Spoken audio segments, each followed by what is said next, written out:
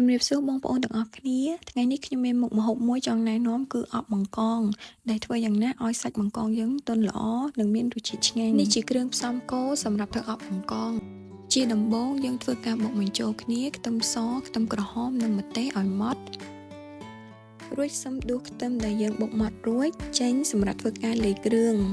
ឥឡូវនេះដល់វគ្គបន្ថែមគ្រឿងមានដូចជាម្សៅស៊ុបកន្លះស្លាបព្រាបាយស្ករស 1/3 នៃស្លាបព្រាបាយស្ករត្នោត 1/3 នៃស្លាបព្រាបាយបើសិនជាបងប្អូនអត់មានស្ករត្នោតអាចដាក់តែស្ករសក៏បានដែរចំណុចពិសេសត្រង់នេះសម្រាប់អប់បង្កងគឺយើងប្រើទឹកដោះគោខាប់ដើម្បីឲ្យសាច់បង្កងរបស់យើងកាន់តែមានឲ្យជារសហើយសម្រាប់ទឹកដោះគោខាប់គឺយើងប្រើ1ស្លាបព្រាបាយ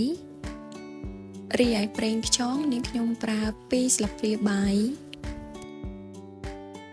រួចយើងធ្វើការកូរលាយបញ្ចូលគ្រឿងដែលយើងបានលាយអំបញ្ញមិញនឹងឲ្យសព្វគ្នាល្អ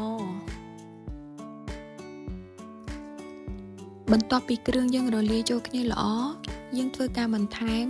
ស្លឹកក្រូចនិងគល់ស្លឹកគ្រៃដែលយើងបានហាន់រួចធ្វើការកូរឲ្យសព្វរួចដាក់បង្កងដែលបានធ្វើឲ្យស្អាតនិងលាងទឹករួចចូលនិងចុងក្រោយយកបង្កងប្រឡាក់ជាមួយគ្រឿងដែលយើងលាយអំបញ្ញមិញហើយទុកចោលរយៈពេល10នាទី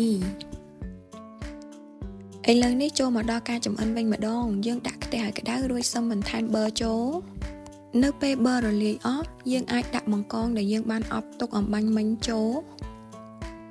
និងធ្វើការតម្រៀបបង្កងនៅក្នុងខ្ទះដើម្បីនៅពេលអប់ជាមួយភ្លើងធ្វើឲ្យបង្កងរបស់យើងនឹងឆ្អិនបានល្អ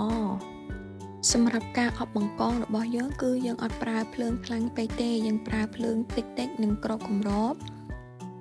នៅកំឡុងពេលអប់បង្កងគឺយើងប្រើរយៈពេល2ទៅ3នាទីម្ដងដើម្បីធ្វើការត្រឡប់បង្កងឲ្យបង្កងរបស់យើងនឹងឆ្អិនចូលជាតិបានល្អនិងមិនខ្លោចសម្រាប់ការអប់បង្កងរបស់យើងគឺយើងប្រើរយៈពេលត្រឹមតែ8នាទីប៉ុណ្ណោះសម្រាប់រយៈពេលប៉ុណ្នេះសាច់បង្កងរបស់យើងនៅទន់ហើយក៏ឆ្អិនបានល្អដែរចុងក្រោយយើងធ្វើការដួសបង្កងដែលយើងបានអប់ឆ្អិនដាក់ចូលទៅក្នុងចានជាការស្រេចទំនងដែរទេបងប្អូនបើសិនជាបងប្អូនចូលចិត្តសូមជួយ like share និង subscribe ផងបើបងប្អូនមានទឹកត្រីបុកទៀតកាន់តែត្រូវជាមួយបង្កងអប់យើងតែម្ដងចុងក្រោយមានតែប៉ុណ្្នឹងទេជម្រាបលា